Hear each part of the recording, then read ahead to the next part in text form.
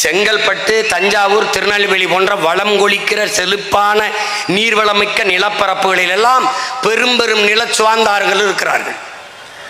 சிலர் அவர்களுடைய நிலத்தில் அவர்களை பயிரிட்டு வேளாண்மை செய்கிறார்கள். ஆனால் பெரும்பாலும் அந்த நிலத்தில் வேலை செய்கிற ஆட்களாக ஆதி தமிழ் குடிகள் பறையர்களை பயன்படுத்துகிறார்கள். மனித அடமானம் பெறுகிறார்கள். மனிதனை அடிமையாக வைத்து வேலை வாங்குகிறார்கள். அப்படி காட்சிப்படுத்தி பார்க்கணும், எப்படி இருக்கும்னு பாரு. 1844 இந்த அடிமை நிலையை மாற்றுவதற்கு பிரிட்டிஷ்கார சட்டம் கொண்டு வந்துவிட்ட பிறகும் இந்த நிலை மாறல. ஏனென்றால் நம் மக்களினுடைய உளவியல் நிலை மாறல. சட்டப்படி இப்படி அடிமையா வச்சு வேலை வாங்க கூடாது.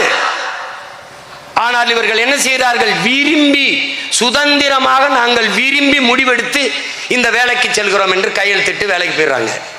ஏன்னா வறுமைக்கு காரணம் நிலமின்மை, பொருளாதாரமின்மைக்கு காரணம் நிலமின்மை. அப்ப வேளாண்மை சார்ந்த தொழில்களில் அதிகமாக ஈடுபடுத்தப்பட்ட மக்கள் ஆதி தமிழ் மக்கள், பறையர்கள். இதை பார்க்கிறான் யாரு? பெருமகன் ட்ரேமன் ஹரே பார்க்கிறது. இது என்னடா இந்த கொடுமையா இருக்கேன்னு பார்க்கிறது.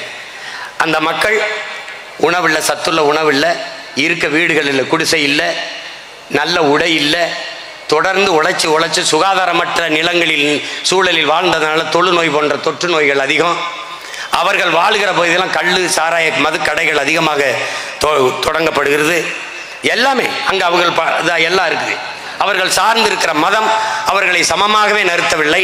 வழிபாட்டு உரிமையோ பொருளாதார வலிமையோ அவர்களுக்கு ஏற்பட வாய்ப்பில்லாமல் எல்லாம் செஞ்சு தாழ்த்தி வீழ்த்தி நசுக்கி வைத்திருக்கிற சூழலில் அந்த மக்களை பார்க்கிறான்.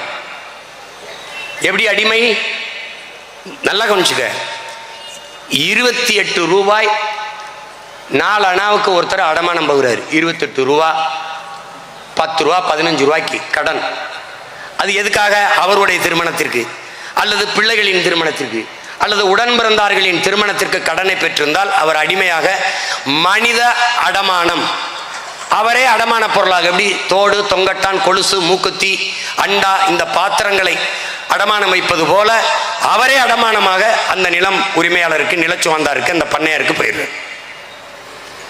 இப்ப அவர் வாங்கின கடனை 10 ரூபாய், 15 ரூபாய் அல்லது 28 ரூபாய் 4 இந்த கடனை கட்டுவதற்கு காலம் பூரா அவர் உழைக்கிறார். அவர் மனைவியும் உழைக்கிறார்.